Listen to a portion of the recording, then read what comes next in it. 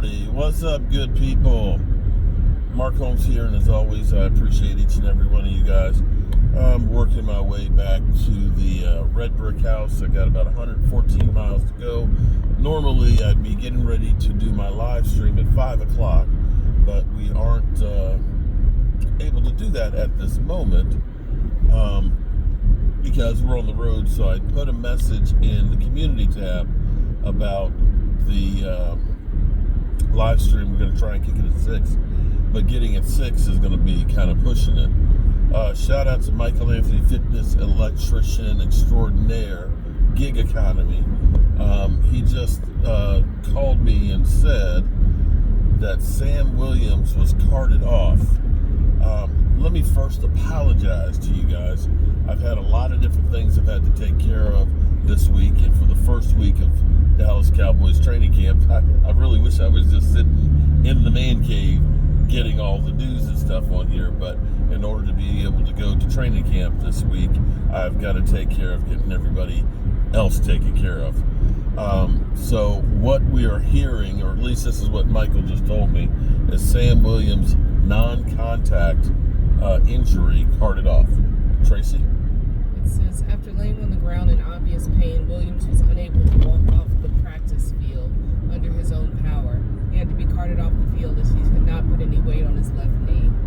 This is never a good sign when it comes to a lower body injury. Not at all.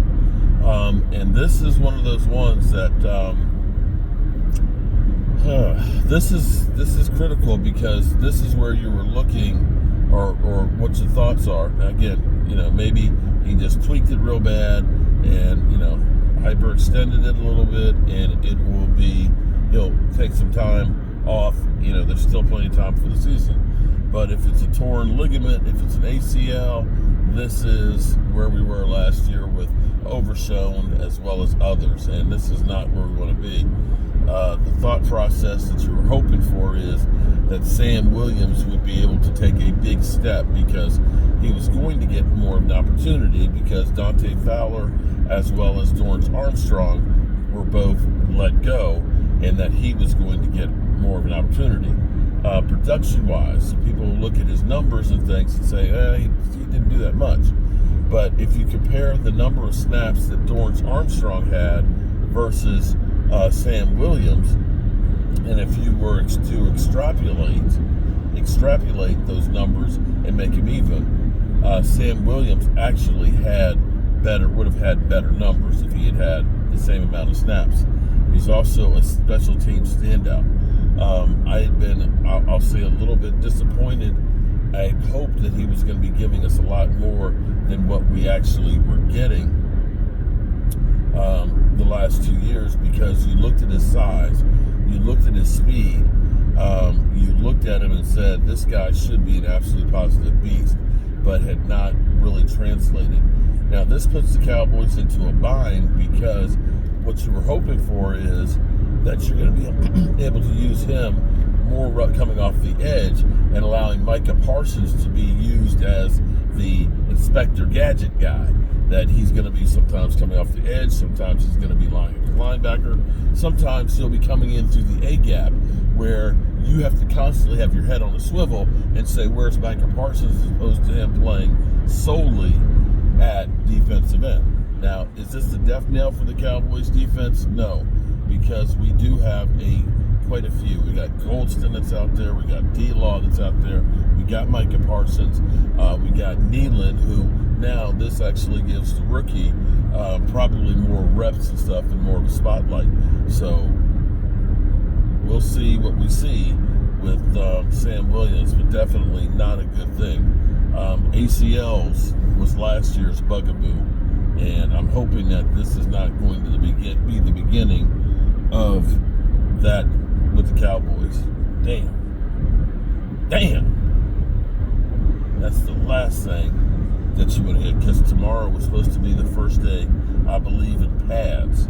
But then again, I'm out of the loop. I apologize, people, for not having everything down the way I usually do. But things will slow down a bit this week, where I'm not driving 300 miles every day. we'll get this stuff together. Anything else you see on Sam Williams?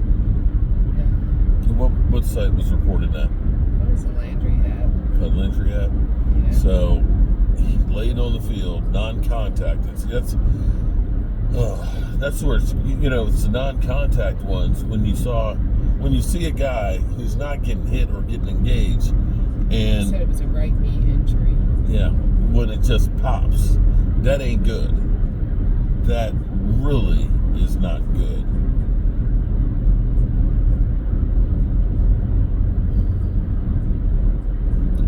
All right, I need to get my. They used the word exacerbates too. Okay. Did they say it? Did they spell He it said correctly? Dallas has already lost several key members of last year's defensive line amid a defensive coordinator change nonetheless, and having Williams go down only exacerbates the issue. After playing a rotational role in his first 2 seasons, Williams was in line to play a much bigger role, with many Cowboy fans excited to see what he could do.